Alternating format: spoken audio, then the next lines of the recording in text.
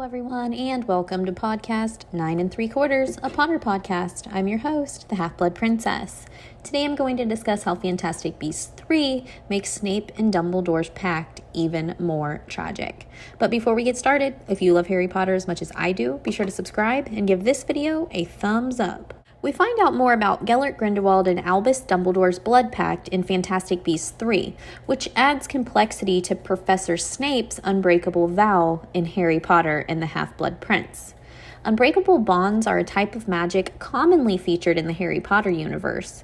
Dumbledore's experience with binding charms in Fantastic Beasts 3 proves he could personally relate to Snape.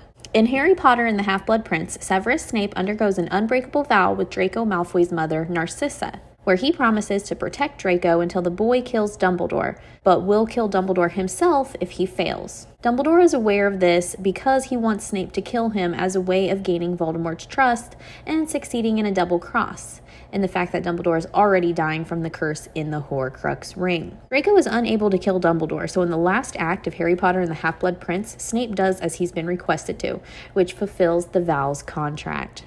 As revealed in Fantastic Beasts movies, Dumbledore was familiar with unbreakable vows at the time because the blood pact that he and Grindelwald created together is supposedly eternally binding. They bound themselves together when they were young because they were in love. Years later, when Dumbledore needs to defeat him, the pact causes problems because the charm makes it so they cannot hurt each other unless it is broken. When Dumbledore and Snape scheme to take down Voldemort, the former's trust of and sympathy toward the latter are explained by his past with Grindelwald and his understanding of the inescapability of a magical bond. He knows that by committing to the unbreakable vow, Snape will not be able to back out of killing Dumbledore without dying. Snape wants to fight for good as much as anyone else does in Dumbledore's army, and by acting as a plant in Voldemort's troops, he sacrifices his emotional comfort and the trust of various colleagues, for example, McGonagall.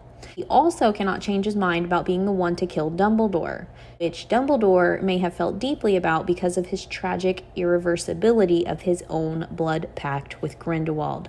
The blood charm Dumbledore carries with him in Fantastic Beasts 3 breaks by the end of the movie, and he and Grindelwald are finally able to battle each other. The charm is not the same magic as an unbreakable vow, but the effect is similar enough to draw a comparison. Also, when Dumbledore can finally fight with Grindelwald, he is unable to win and he's given a surefire chance. There's an obvious love still simmering between him and Grindelwald that, despite the charm shattering, proves their bond is as unbreakable as it always was. So it would be impossible for Dumbledore not to understand on a personal and empathetic level what Snape is sacrificing by vowing to Narcissa. Pact Dumbledore forged with Grindelwald in his youth, as shown in Fantastic Beasts: The Secrets of Dumbledore, promotes a stronger bond between him and Snape. His loyalty to Grindelwald is as inescapable as Snape's vow to kill Dumbledore, which makes their dynamic in the final Harry Potter movies much more tragic. And Dumbledore's comparison will remain one of the most integral dynamics in the franchise, especially with Dumbledore's background bringing to light this deeper context. Let me know in the comment section what you think, and be sure to like and subscribe. Okay, love you. Bye.